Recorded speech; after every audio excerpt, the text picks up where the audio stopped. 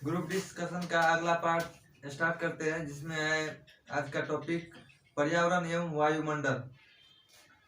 चलिए एसपीडी के इस टॉपिक पर आज क्वेश्चन स्टार्ट करते हैं कि करा क्वेश्चन 1 नंबर, पृथ्वी के चारों ओर का गैसीय आवरण क्या कहलाता है? वायुमंडल। सही है, पृथ्वी के चारों ओर का गैसीय आवरण वायुमंडल कहलाता है। अगला क्वेश्चन है, वायुमंडलीय दाब मापा जाता है किसमें? बैरोमीटर। सही है, वायुमंडलीय दाब को मापा जाता है बैरोमीटर से। अगला क्वेश्चन है, वायु है मतलब वायु क्या है? गैसों का मिश्रण है। सही है, वायु जो है ना गैसों का मिश्रण है, जिसमें नाइट्रोजन कितना प्रतिशत होता है? 0.03%। नाइट्रोजन 78%। सही है, नाइट्रोजन 78% होगा। ठीक है, अगला क्वेश्चन है फिर कि वायुमंडल में ऑक्सीजन की मात्रा कितना प्रतिशत होता है? 21%। सही है, वायुमंडल में ऑक्सीजन की मात्रा 21% है। अगला क्वेश्चन फिर है, वायुमंडल में कार्बन की मात्रा कितना प्रतिशत होता है? 0.03%। सही है, 0.03% होगा।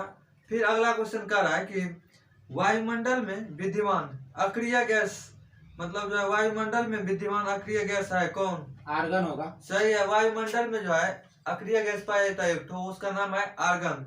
चलिए अगला क्वेश्चन है, वायुमंडल की आर्द्रता मापक यंत्र क्या है? मतलब आर्द्रता किससे मापा जाता है? आर्द्रता हाइग्रोमीटर। सही है, हाइग्रोमीटर से आर्द्रता। यही अगर जल की जो है ना जल का घनत्व पूछता किससे मापा जाता है तो उसका क्या होता है? हाइड्रोमीटर हो जाता है। सही है, अगर जल का घनत्व पूछेगा तो हाइड्रोमीटर होगा, और आर्द्रता पूछेगा तो हाइग्रो, यानी कि ड्रो और ग्रो, इसमें अंतर। चलिए अगला क्वेश्चन है, पृथ्वी के कितने भाग पर जल है?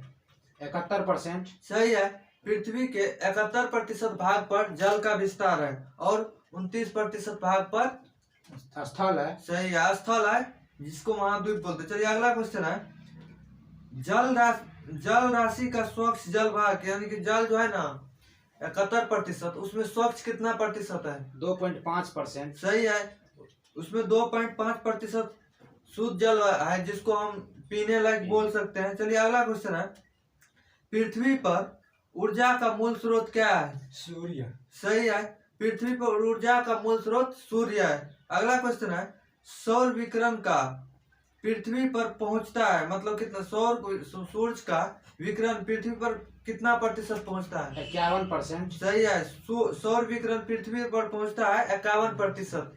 अगला क्वेश्चन है, महासागरों की औसत गहराई कितनी होती है? 4000 मीटर। सही है, महासागरों की औसत गहराई 4000 मीटर होता है। फिर अगला क्वेश्चन है, समुद्री जल की औसत लवणता कितनी होती है? औसत लवणता 35%। सही है, अगर समुद्री जल का औसत लवणता पूछेगा तो 35% होगा। फिर अगला क्वेश्चन है, समुद्र जल में पाया जाता है मतलब समुद्र जल में क्या पाया जाता है? Sodium chloride. सही है, सोडियम क्लोराइड यानी कि NaCl समुद्री जल में पाया जाता है। अगला क्वेश्चन है, सर्वाधिक लवणता वाला झील? तुर्की का वान झील। सही है, वान झील तुर्की का है, जिसमें कितनी प्रतिशत लवणता पाया जाता है? 330%। सही है, 330% लवणता, यानी कि वान झील कहाँ है? तुर्की में। सर्वाधिक लवणता कितना प्रतिशत लवणता पाया जाता है? 330%। 330%। सही है। अगला क्वेश्चन है, वातावरण तथा जीव मंडल के बीच का संबंध कहलाता है? पारिस्थितिकी। सही है, वातावरण तथा जीव मंडल के बीच का संबंध क्या कहलाता है? पारिस्थितिकी। अगला क्वेश्चन है, वायुमंडल की निचली परत को क्या कहते हैं? क्षोभ मंडल। क्षोभ मंडल। वायुमंडल की निचली परत को क्षोभ मंडल कहते हैं। अगला क्वेश्चन, वायुमंडल की सबसे ऊपरी परत क्या कहलाता है? वायुमंडल। सही है, वायुमंडल होगा। बाहरी मंडल को वायुमंडल का सबसे बाहरी परत कहते हैं, यानी कि वायुमंडल। अगला क्वेश्चन है फिर, मौसमी घटनाएं जो घटती है, बादल फटना ये सब जो होता है, किस मंडल में होता है? क्षोभ मंडल में। सही है, मौसमी घटनाएं घटती है किसमें? क्षोभ मंडल में। फिर अगला क्वेश्चन है, वायुमंडल का सर्वाधिक घनत्व कहाँ पाया जाता है? क्षोभ मंडल। सही है, क्षोभ मंडल होगा। वायुमंडल का सर्वाधिक घनत्व क्षोभ मंडल में पाया जाता है। चलिए अगला क्वेश्चन है, क्षोभ मंडल की मोटाई में वृद्धि किस मतलब ऋतु में होता है? ग्रीष्म ऋतु में। सही है, क्षोभ मंडल की मोटाई ग्रीष्म ऋतु में बढ़ जाती है। अगला कितना बढ़ता है मतलब जो है ना, देखिए अगला क्वेश्चन है, क्षोभ मंडल में प्रति 165 मीटर तथा 1 किलोमीटर की ऊंचाई पर जाने पर ताप घटता है, मतलब कितना, क्रमशः बोलिए। 1 डिग्री सेल्सियस तथा और 6.4 देखिए, अगर 165 मीटर ऊपर 165 मीटर ऊपर जाएंगे तो 1 डिग्री सेल्सियस, अगर वही जो है ना 1 किलोमीटर अगर ऊपर जाएंगे तो 6.4 डिग्री सेल्सियस घटेगा। चलिए अगला क्वेश्चन है, पृथ्वी के अंदर प्रति 32 मीटर जाने पर तापमान में वृद्धि। देखिए ऊपर जाने पर तापमान घटता है और पृथ्वी के अंदर यानी नीचे जाने पर तापमान बढ़ता है, तो इसको ध्यान रखिएगा। अगला क्वेश्चन है, पृथ्वी के अंदर प्रति 32 मीटर जाने पर तापमान में वृद्धि होती कितना, 1%। 1 डिग्री सेल्सियस, सही है। अगर 32 मीटर नीचे जाएंगे पृथ्वी पर तो तापमान 1 डिग्री सेल्सियस क्या होगा, बढ़ेगा। अगला क्वेश्चन है, वायुयान उड़ते हैं किस मंडल में, समताप मंडल। सही है, वायुयान समताप मंडल में उड़ता है। अगला क्वेश्चन, ओजोन परत पाई जाती है किस मंडल में, समताप मंडल में। सही है, पृथ्वी का सुरक्षा कवच भी कहा जाता है ओजोन मंडल को, जो कि समताप मंडल में पाया जाता है। अगला क्वेश्चन है, सूर्य से आने वाला परावैंगनिक किरणों को अवशोषित करता है, मतलब सूर्य से आने वाली परावैंगनिक किरणों को कौन अवशोषित करता है, ओजोन परत। सही है, ओजोन परत सूर्य से आने वाली परावैंगनिक किरणों को अवशोषित करता है। फिर अगला क्वेश्चन है, ओजोन परत मापने की इकाई क्या है, डावसन इकाई। डावसन से ओजोन परत मापने की इकाई क्या है, डावसन, सही है। अगला क्वेश्चन है, ओजोन परत को नष्ट या क्षरण करने वाली गैस कौन सी है, CFC। सही है, CFC, क्लोरो फ्लोरो और कार्बन। चलिए अगला क्वेश्चन है, उल्का पिंड जलते या नष्ट होते हैं किस मंडल में, मध्य मंडल। सही है, मध्य मंडल। उल्का पिंड जलता है या उसका नष्ट होता है या विनाश होता है किस मंडल में, मध्य मंडल में। चलिए अगला क्वेश्चन है, रेडियो तथा संचार संबंधित है किस मंडल से, आयन मंडल से। आयन मंडल। किस मंडल से, आयन मंडल। सही है, रेडियो तथा संचार किस मंडल से संबंधित है, आयन मंडल से। अगला क्वेश्चन है, ग्रीन हाउस कैसे है, कौन कौन, देखिए सुन लीजिए, CO2, CFC, CH4, NO2। Green house कैसे है, कौन कौन, देखिए CO2, CO2, CFC, CH4 और NO2, ये चारों क्या है, ग्रीन हाउस गैस है। देखिए कौन कौन है, कार्बन डाइऑक्साइड, क्लोरोफ्लोरोकार्बन, मीथेन और नाइट्रस ऑक्साइड।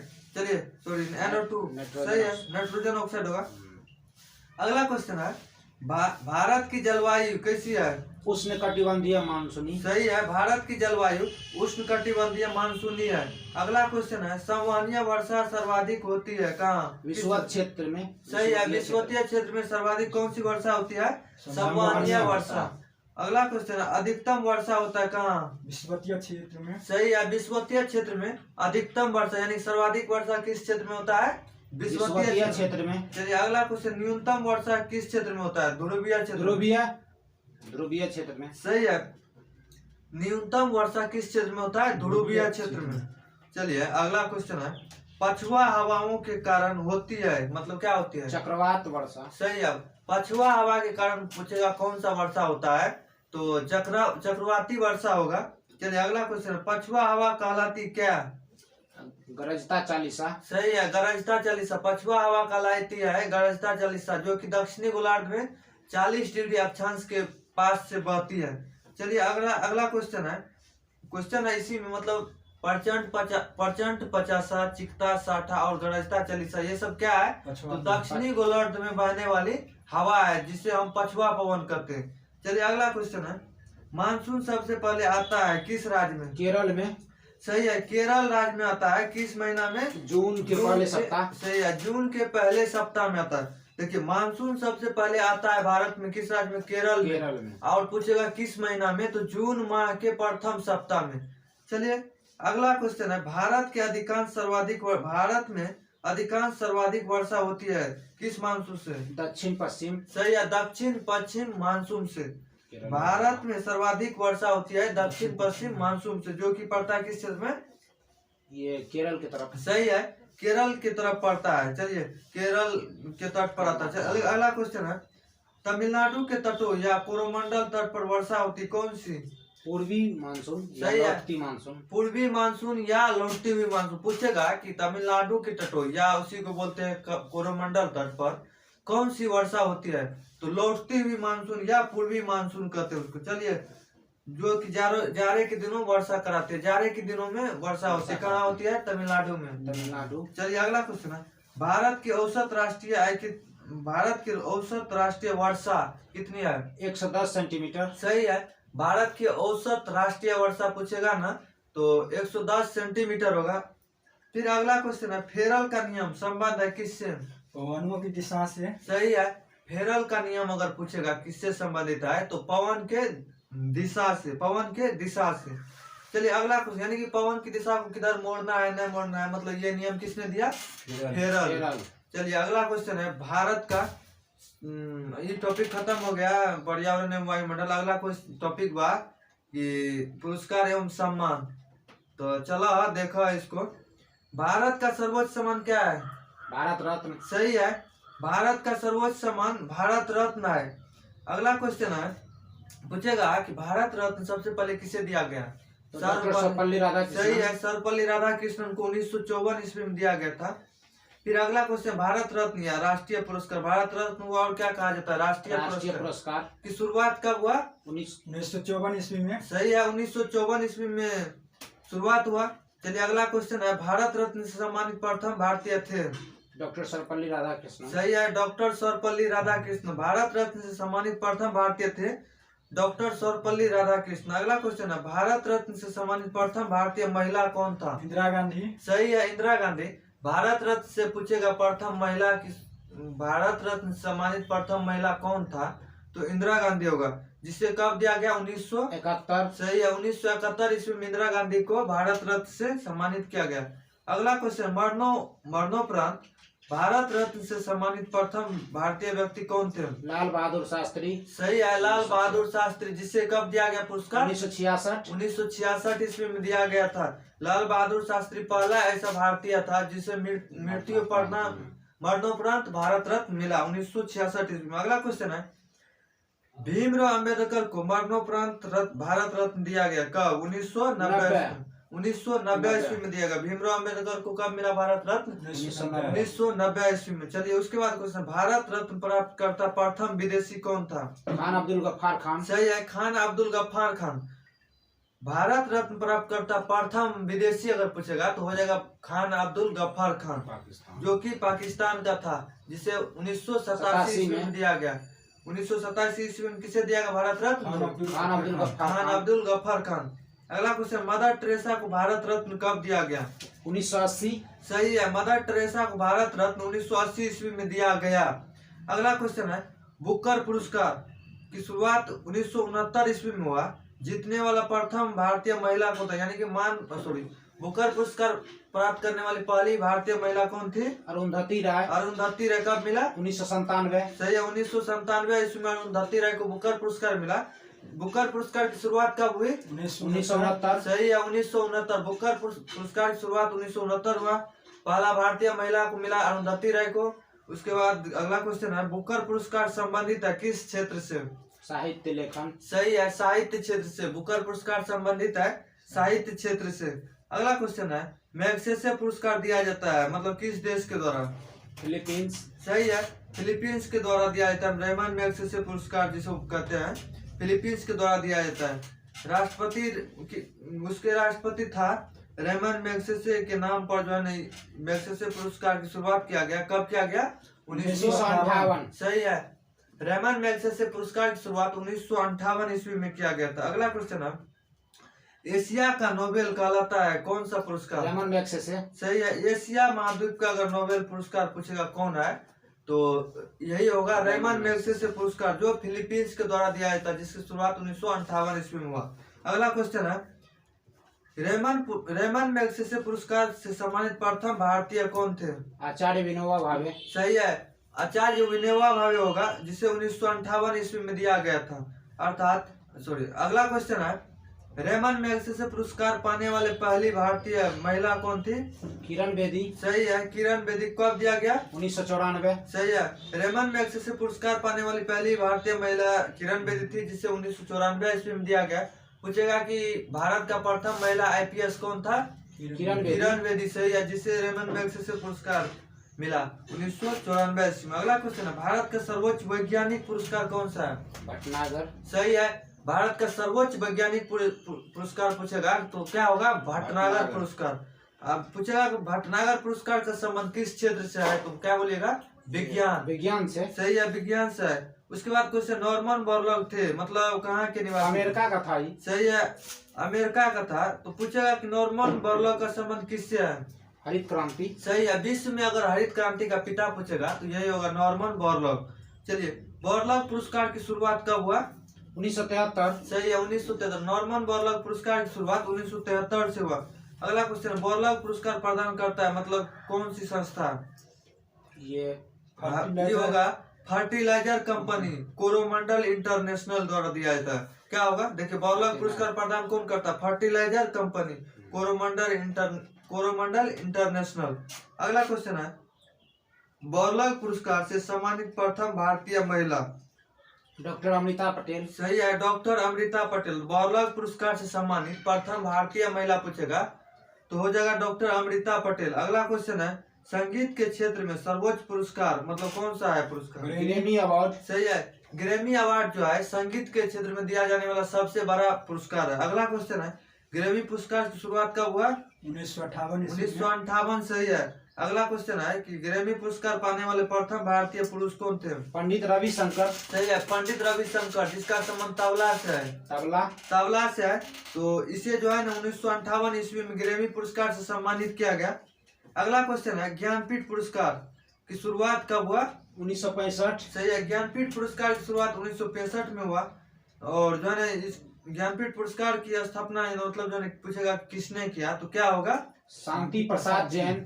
ज्ञानपीठ पुरस्कार की शुरुआत किसने किया तो हो जाएगा शांति प्रसाद जैन, जिन्होंने 1965 ईस्वी में इसकी स्थापना किया था। चलिए, अगला क्वेश्चन है, ज्ञानपीठ पुरस्कार से सम्मानित प्रथम व्यक्ति कौन था?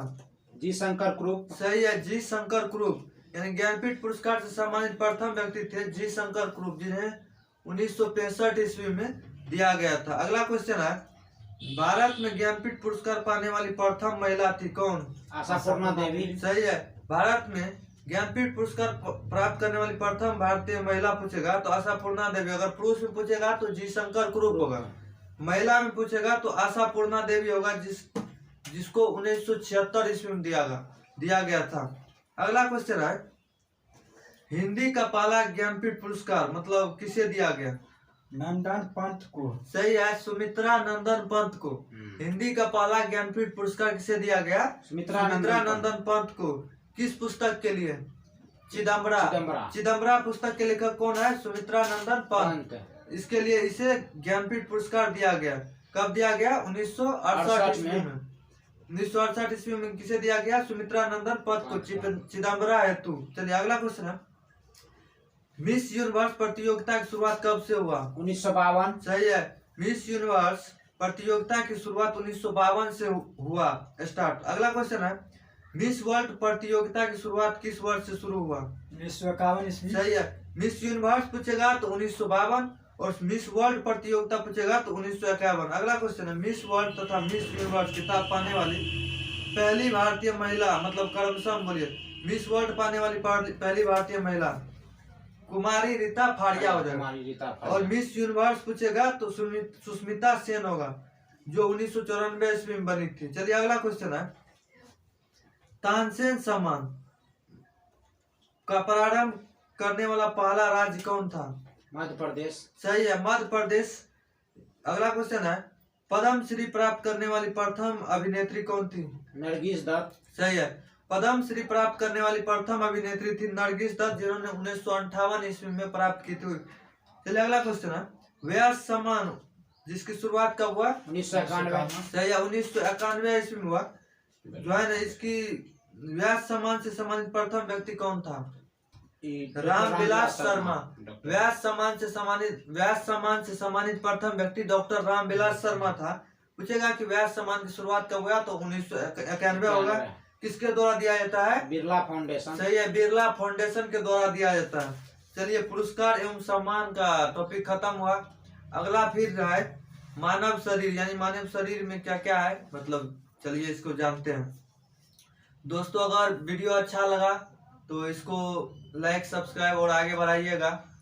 चलिए, आगे कह रहा है कि मानव खोपड़ी में हड्डियां होती है कितनी? खोपड़ी में 8। सही है, मानव खोपड़ी में हड्डियों की संख्या 8 होती है। उसके बाद क्वेश्चन है, मनुष्य का हृदय धड़कता है मतलब 1 मिनट में कितना बार? 72 बार। सही है, मनुष्य का हृदय धड़कता है 1 मिनट में 72 बार।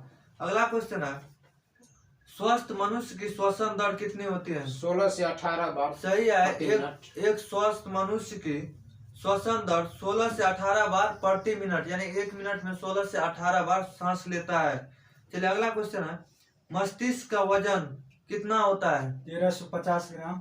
सही है, 1350 से 1400 ग्राम। मस्तिष्क का वजन पूछेगा तो 1350 से 1400 ग्राम होगा। अगला क्वेश्चन है, सबसे बड़ी हड्डी, मानव शरीर की सबसे बड़ी हड्डी फीमर। फीमर जो कहाँ आता है? जांघ में। सही है, मानव शरीर की सबसे बड़ी हड्डी फीमर है जो जांघ में अवस्थित होता है। चलिए अगला क्वेश्चन है, सबसे छोटी हड्डी, मानव शरीर की सबसे छोटी हड्डी कौन सी है? स्टेपीज सही है, स्टेपिस है जो कान के किस भाग में पाया जाता है? मध्य भाग में। सही है, स्टेपिस हड्डी है जो मानव शरीर की सबसे छोटी है जो कान के मध्य भाग में पाया जाता है। अगला क्वेश्चन है, सबसे मजबूत हड्डी कौन सी होती है? जबड़े की हड्डी। सही है, सबसे मजबूत हड्डी जबड़े की हड्डी होती है। अगला क्वेश्चन है, शरीर का सबसे कठोर तत्व कौन सा है? एनामेल। सही है, शरीर का सबसे कठोर तत्व एनामिल होता है जो दांत का ऊपरी भाग होता है। अगला क्वेश्चन है, मनुष्य का सौंदर्य का अध्ययन क्या कहलाता है? कैलोलॉजी। सही है, मनुष्य का सुंदर का अध्ययन कैलोलॉजी कहलाता है। अगला क्वेश्चन है, सामान्य मनुष्य का रक्तचाप कितना होता है? 120/80। सही है, 120/80 mmHg। अगला क्वेश्चन है, शरीर में रक्त परिभ्रमण में लगा समय कितना होता है? 23 सेकेंड। सही है, शरीर में पूछेगा कि रक्त परिभ्रमण करने में कितना समय लगता है तो 23 सेकेंड। 23 सेकेंड में रक्त जो है ना एक चक्कर पूरा कर लेता है शरीर का। अगला क्वेश्चन है, मानव शरीर में जल की मात्रा कितना होती है? 65 से 80%। सही है, मानव शरीर में जल की मात्रा 65 से 80% के बीच पाया जाता है। अगला क्वेश्चन है, रक्त की मात्रा शरीर के भार का कितना प्रतिशत होता है? 7%। सही है, रक्त की मात्रा शरीर के वजन का 7% होता है। अगर कोई व्यक्ति 100 kg का है तो उसमें 7 लीटर रक्त है। चलिए अगला क्वेश्चन है, मनुष्य में रक्त की मात्रा होती है कितनी? 5 से 6 लीटर। सही है, मनुष्य में रक्त की मात्रा 5 से 6 लीटर होती है। अगला क्वेश्चन है, रक्त का पीएच मान कितना होता है? 7.4। सही है, रक्त का पीएच मान 7.4 होता है।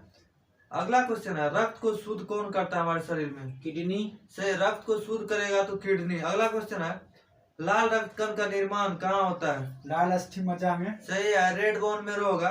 लाल रक्त आरबीसी का निर्माण कहाँ होता है? लाल अस्थि मज्जा में। सही है। अगला क्वेश्चन है, लाल रक्त कण का जीवन काल कितना दिन होता है? 20 से 120 दिन। लाल रक्त कण का जीवन काल 20 से 120 दिन होता है। अगला क्वेश्चन है, श्वेत रक्त कण का जीवन काल कितना होता है? 2 से 4 दिन। सही है, आरबीसी का पूछेगा तो 20 से 120 दिन और डब्ल्यूबीसी का पूछेगा तो 2 से 4 दिन।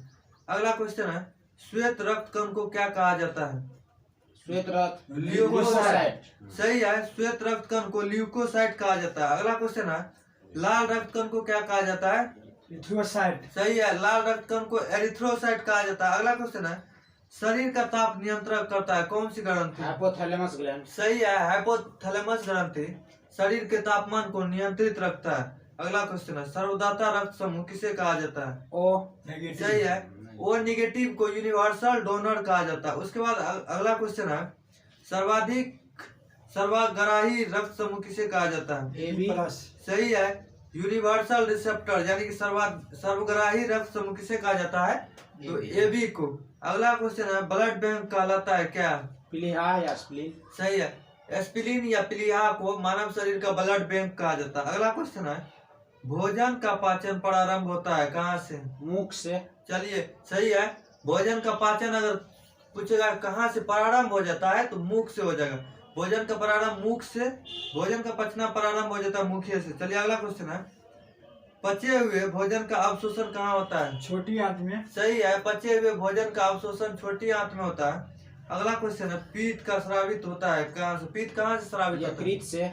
सही है, पीत यकृत से स्रावित होता है। अगला क्वेश्चन है, शरीर की सबसे बड़ी ग्रंथि कौन सा है? यकृत। सही है, शरीर का सबसे बड़ी ग्रंथि यकृत या लीवर हो जाएगा। अगला क्वेश्चन है, मानव शरीर का सबसे बड़ा अंग क्या है? त्वचा। सही है, मानव शरीर का सबसे बड़ा अंग त्वचा है।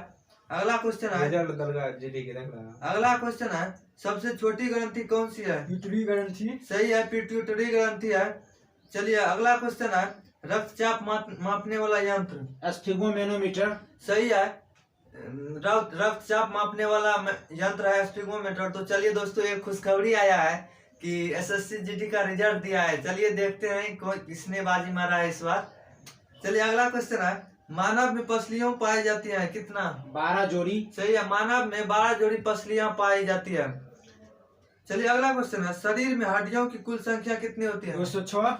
सही है, शरीर में हड्डियों की कुल संख्या 206 है। चलिए अगला क्वेश्चन है, मांसपेशियों की कुल संख्या कितनी है? 639। सही है, शरीर में अगर हड्डी पूछेगा तो 206 होगा, अगर मांसपेशी पूछ देगा तो 639 हो जाएगा। अगला क्वेश्चन है, लार में पाए जाने वाला एंजाइम, मतलब लार में कौन सा एंजाइम पाया जाता है? टाइलिन। सही है, टाइलिन होगा। लार में पाए जाने वाला एंजाइम टाइलिन है। क्वेश्चन आ रहा है कि लार में कितना प्रतिशत एंजाइम पाया जाता है? 1%। सही है, लार में 1% एंजाइम और 99% जल पाया जाता है। अगला क्वेश्चन है, लिंग निर्धारण होता है मतलब किसके क्रोमोसोम से? पुरुष क्रोमोसोम। सही है, पुरुष के क्रोमोसोम से लिंग का निर्धारण होता है। अगला क्वेश्चन है, मनुष्य का हृदय होता है कितने कोष्ठ का? 4। सही है, मनुष्य का हृदय होता है 4 कोष्ठ का। नाम बोल दीजिए। दायां आलिंद दायां निलय, बायां आलिंद बायां निलय। सही है, मनुष्य का हृदय 4 कोष्ठ का होता है, उसमें चारों है, दायां आलिंद, दायां निलय, बायां आलिंद और बायां निलय। चलिए अगला क्वेश्चन है, मनुष्य शरीर में गुणसूत्रों की संख्या कितनी होती है? 46 या 23 जोड़ा। सही है, 23 जोड़ी या 46 होगा। अगला क्वेश्चन है, शरीर की सबसे बड़ी कोशिका कौन सी है? तंत्रिका तंत्र। सही है, शरीर की सबसे बड़ी कोशिका तंत्रिका तंत्र है। अगला क्वेश्चन है, आरएच फैक्टर का खोजकर्ता किसने किया था? लैंडस्टीनर और विनर। सही है, आरएच फैक्टर का खोजकर्ता है लैंडस्टीनर और विनर। अगला क्वेश्चन फिर है, शरीर में अमीनो अम्ल की संख्या कितनी है? 20। आइए रणवीर जी, नेक्स्ट काय करके आते हैं, टाइम से आइए। चलिए ये बंदा जीडी में इसका रिजल्ट हुआ है, चलिए खुशी की बात है। चलिए आइए ना आगे, आइए फेस दिखाइए। चलिए अगला क्वेश्चन है कि शरीर में अमीनो अम्ल की संख्या कितनी है? 20। सही है, 20 होगा। आगे आइए रणवीर जी, आपको कट रहा है। चलिए 20 होगा। अगला क्वेश्चन, शरीर में प्रतिदिन मूत्र बनता है मतलब कितना? 1.5 लीटर। सही है, 1.5 लीटर होगा। शरीर में प्रतिदिन मूत्र कितना बनता है? 1.5 लीटर। सही है, 1.5 लीटर। अगला क्वेश्चन, मूत्र दुर्गंध देता है किसके कारण? यूरिया के कारण। सही है, यूरिया के कारण। सही है कि मूत्र पूछेगा दुर्गंध किसके कारण होता है? यूरिन, तो ये हो जाएगा यूरिया के कारण। उसके बाद क्वेश्चन है, मानव मूत्र का पीएच मान कितना होता है? 6। सही है, मानव मूत्र का पीएच मान 6। सही है। अगला क्वेश्चन है, विटामिन ए संचित रहता है कहाँ? यकृत में। यकृत में। सही है, विटामिन ए अगर पूछेगा कि शरीर में कहाँ संचित रहता है तो यकृत हो जाएगा। अगला क्वेश्चन है कि शरीर का सामान्य तापमान होता है फ़ारेनहाइट में, बोलिए। 98.6 डिग्री फ़ारेनहाइट। सही है, 98.6 डिग्री फ़ारेनहाइट, 37 डिग्री सेल्सियस। और केल्विन में बोलिए। 310 डिग्री। सही, 310 केल्विन होगा। अगला क्वेश्चन है, टिबिया नामक हड्डी कहाँ पाई जाती है? पैर में। सही है, टिबिया नामक हड्डी पैर में पाया जाता है। अगला क्वेश्चन है, शरीर में ऊतकों का निर्माण होता है किससे? प्रोटीन से। सही है, प्रोटीन से होगा। अगला क्वेश्चन, मस्तिष्क का बड़ा भाग है क्या? परम मस्तिष्क। सही है, सेरेब्रम या परम मस्तिष्क जिसको बोलते हैं। अगला क्वेश्चन है, दांतों और हड्डियों की संरचना के लिए आवश्यक तत्व है कौन सा? कैल्शियम और फास्फोरस। सही है, दांतों और हड्डियों की संरचना के लिए आवश्यक तत्व है कौन कौन सा? तो कैल्शियम और फास्फोरस, जो कि दांत और हड्डी में अधिकतम पाया जाता है। चलिए दोस्त, तो ये सेशन आज का खत्म हुआ। अगर आप लोग का सपोर्ट रहा तो बहुत जल्द यूट्यूब पर लाइव आएंगे। जब लाइव आ जाएंगे तो प्रॉब्लम नहीं रहेगा, क्योंकि उसमें जो है ना क्वेश्चन का बौछार चलेगा। अभी तो शायद वीडियो अपलोड करने में थोड़ा सा प्रॉब्लम हो जाता है, तो आप लोग अपना कृपा बनाइए रखिए। चलिए ठीक है, थैंक यू।